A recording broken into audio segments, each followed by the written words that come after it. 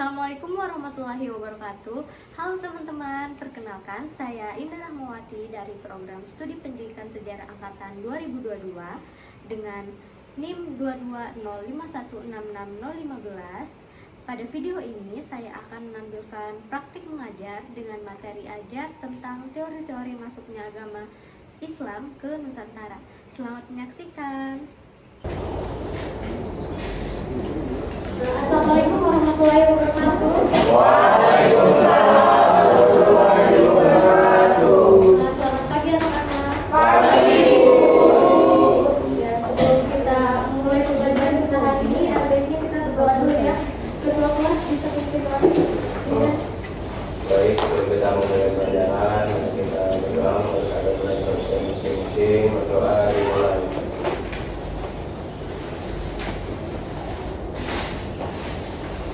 Berdoa ya, terima kasih.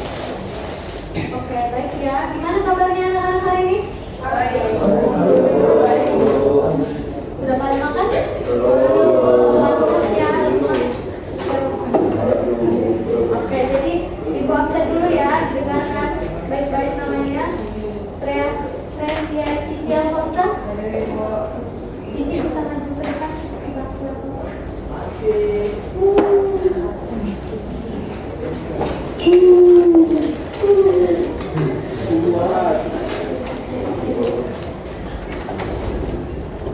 Anissa Ramadhani Fiosi.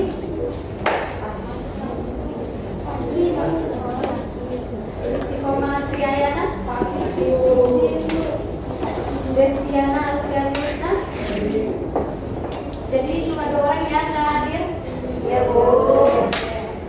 Jadi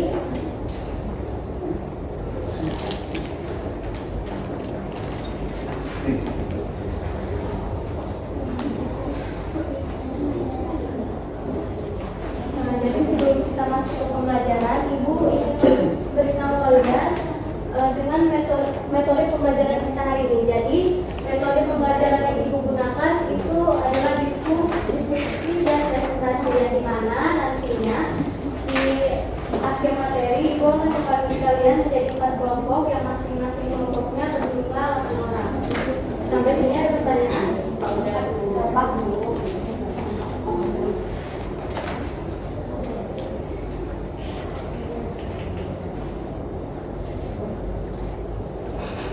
Oke, sebelum Ibu masuk ke materi kita, di sini masih ada yang ingat materi pembelajaran kita minggu lalu?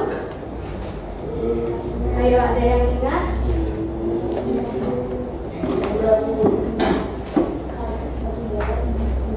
Ya, betul ya Nope, kita kemarin belajar.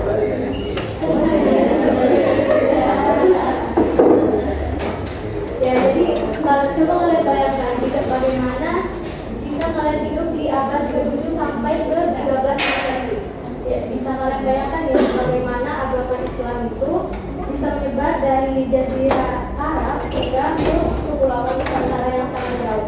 Pasti membutuhkan waktu yang lama dan berbulan-bulan. Dan pada saat itu transportasi dipakai itu kapal layar ya pada masa itu. Nah, jadi dari itu kita akan membahas bagaimana teori masuknya agama Islam ke Nusantara. Yang pertama itu didukung oleh teori sejarah, yang kedua ada teori Arab, dan ketiga ada teori Cina, dan yang terakhir ada teori Persia. Yumi ada begini. Yumi orang Indonesia.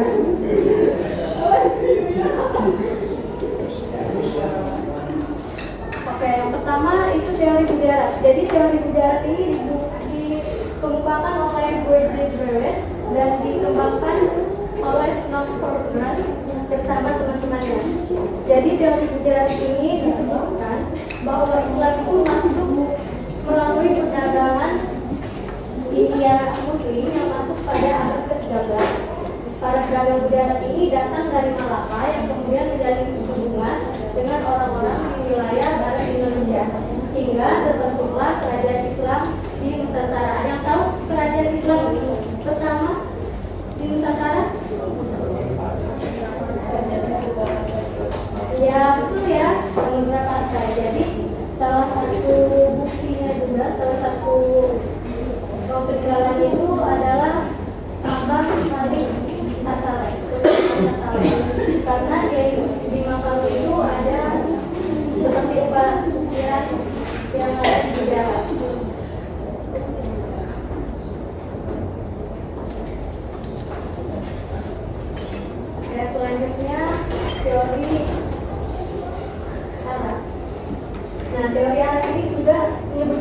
bahwa agama Islam itu dibawa oleh bangsa Arab pada sekitar abad ke-7, yang dimana bangsa Arab ini sangat dominan dalam perdagangan di Nusantara, yang kemudian beberapa dari mereka menikah dengan pribumi dan menyebarkan agama Islam.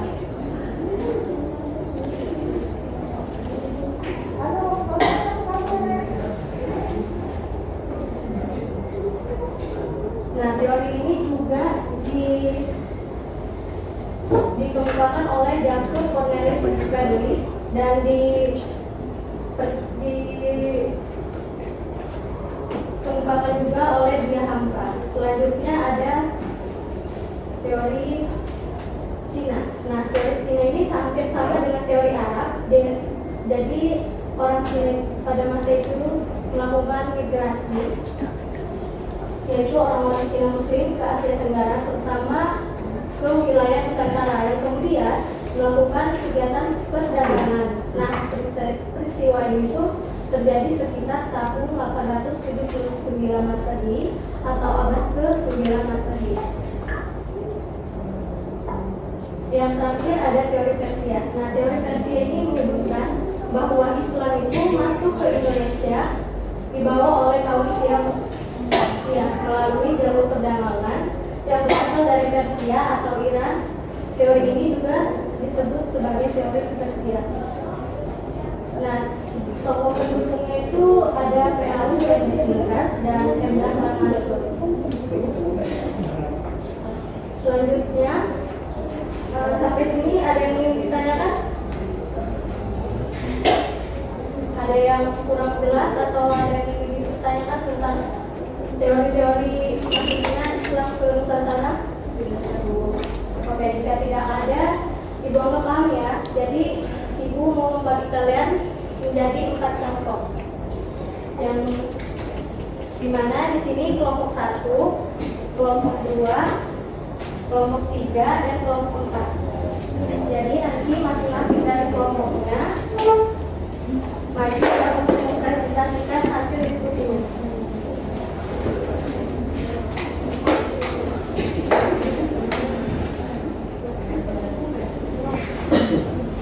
Nah, waktunya dimulai dari sekarang ya. Durasinya 3 menit.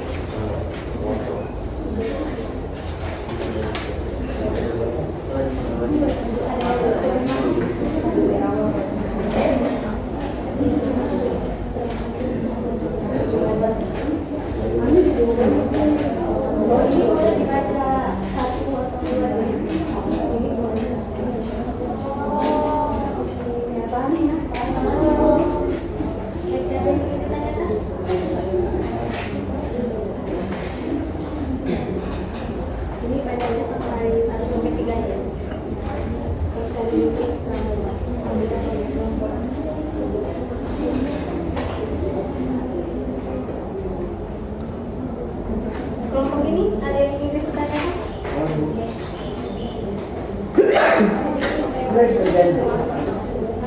Yang mana? 1 sampai 2 aja ya. Yang contohnya 1 aja. Yang menurut kalian paling baik ya. Yang menurut kelompok ini.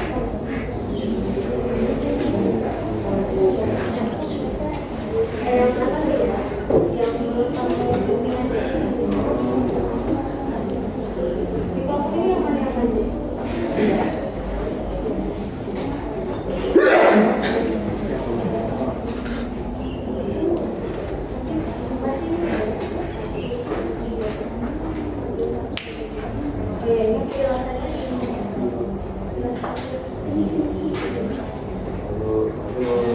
Oke, ada yang sudah selesai?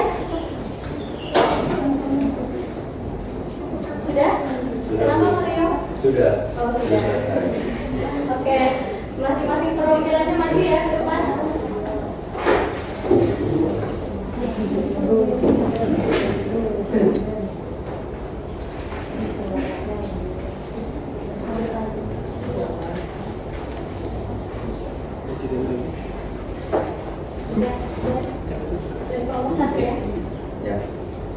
Ya, untuk bukti-bukti dari teori Gujarat dari India Itu yang pertama ada batu nisan Sultan Malik Al-Saleh, Raja Pasai pertama, yang memiliki corak batu yang sama dengan batu nisan di Gujarat.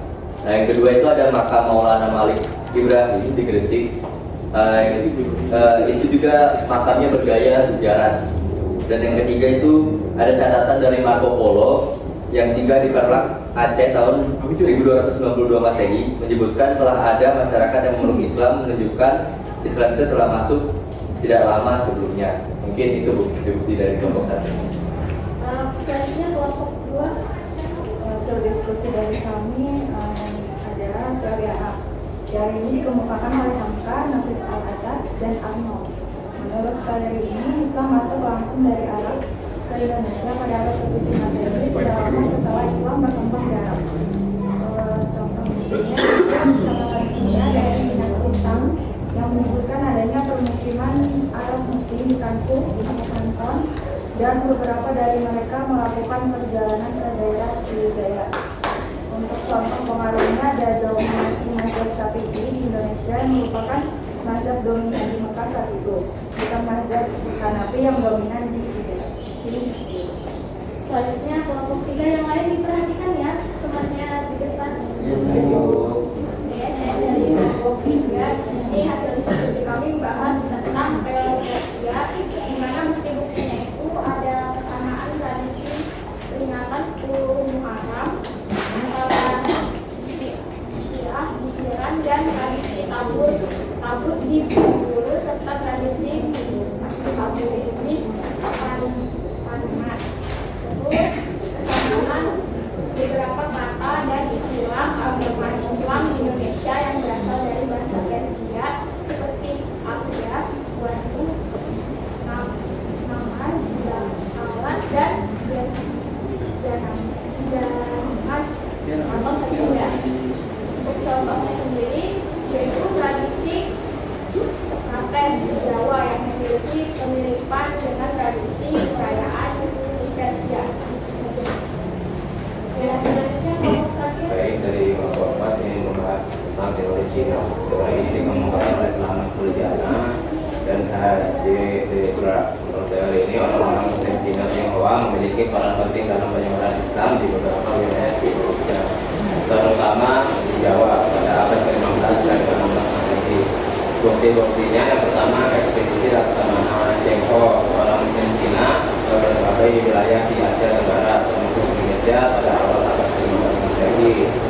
Yang kedua, catatan Mahuang, sekretaris Cheng Ho dalam bukunya Ying Yai Seng Lai yang mencatat komunitas Muslim di pesisir utara Jawa.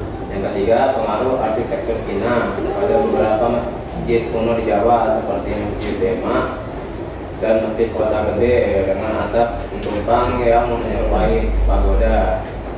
Contoh pengaruhnya ada yang pertama, tradisi perayaan Imlek yang diakulturasikan dengan nilai-nilai Islam di beberapa komunitas Muslim Tionghoa. Yang kedua, ada bentuk atap tumpang pada beberapa masjid kuno di Indonesia yang menyerupai pagoda Cina. Oke, itu saja dari kami. Ya, beri tepuk tangan ya.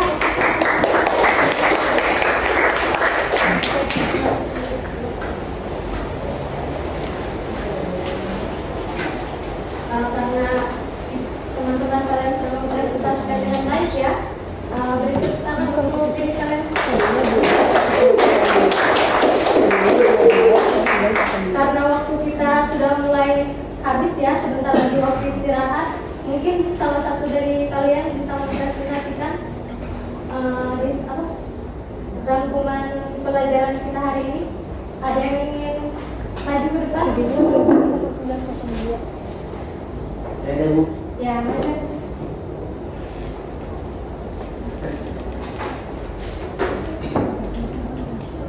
Jadi untuk pembelajaran kali ini saya dapat menyimpulkan bahwa memang betul yang dikatakan itu tadi, banyak sekali ternyata teori-teori proses masuknya Islam di Indonesia, teori Gujarat, teori Persia, Cina, bahkan teori-teori dari Persia, Cina, Gujarat, dan teori Arab ya, yang menjelaskan bahwa proses masuknya Islam ke Indonesia yang dimana ini melalui perdagangan, bahkan para pemuka agama ulama serta perkawinan yang liar. Ya. Lalu baik juga peninggalan bukti arsitektur bahkan tradisi yang ditinggalkan di Nusantara. Terima kasih Andri. Ya, Bu. Saya beri tepuk tangan untuk Andri. Jadi terima kasih ya untuk anak-anak yang sudah berpartisipasi dan sudah mendengarkan penjelasan dari Ibu. Dan jangan lupa minggu depan kita akan belajar bagaimana jalur perdagangan Islam itu berkembang di pulau-pulau Nusantara. Sebelum Ibu tutup